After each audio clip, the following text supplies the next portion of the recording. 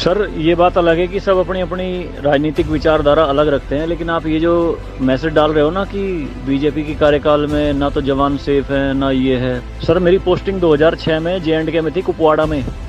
वहाँ पे बॉर्डर पे एक रूल था, no first fire no more than 11 NM, यानी कि जब तक पाकिस्तान की तरफ से एक भी फायर नहीं आ जाता तुम कोई फायर नहीं करोगे। नो मोर देन 11 mm मतलब वो हमारे ऊपर RPG चलाएं, मोटरार चलाएं, कुछ भी चलाएं, हम 11 mm से ऊपर का राउंड नहीं चला सकते थे वहाँ पे। मेरे हाथ पे ओम गुदा हुआ है। इस ओम के गुदे होने की वजह से मुझे हाथ में रुमाल बांध के ड्यूटी करनी पड़ती थी वहाँ पे। अगर उनको ओम दिख गया ना तो छोटे छोटे बच्चे पत्थर मारना शुरू कर देते थे।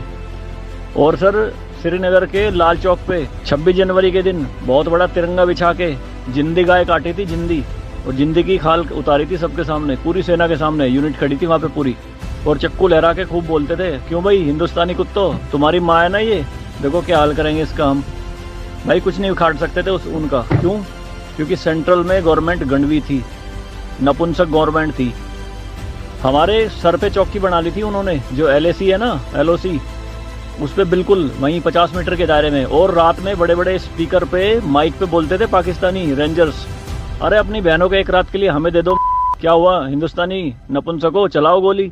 कुछ नहीं कर सकते थे उनका। 2014 में जब गवर्नमेंट चेंज हुई तो सेना अध्यक्ष बिपिन रावत साहब जब उनसे मिले तो उन्होंने बताया कि बॉर्डर के हालात खराब है सर, छूट नहीं है जवानों को कुछ भी। तो PM मोदी ने कहा था कि छूट मेरी तरफ से पूरी है, मैं नहीं जाऊंगा वहाँ लड़ने, तुम जाओगे। आज की डेट में आप मुझे एक भी चौकी बता दो अगर वहाँ ढूंढने से मिल जाए। दूरबीन लगा के देखनी पड़ती है पहाड़ों में, वो भी बंकरों में है अंदर, सारी लगा दी उन्होंने तोप उड़ा के। शांति काल में आप 155 mm की बोफोर्स टाइप की तोप नहीं चला सकते, UN का रूल है। लेकिन 2014 में ये बोफोर्स भी चली JNK में पाकिस्तान की तरफ चौकी उड़ाने के लिए।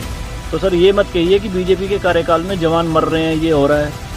सर सेना के जो हाथ खुले हैं ना वो बीजेपी के कार्यकाल में ही खुले हैं। मैं इसका जीता जागता प्रत्यक्ष आपके सामने बैठा हूँ।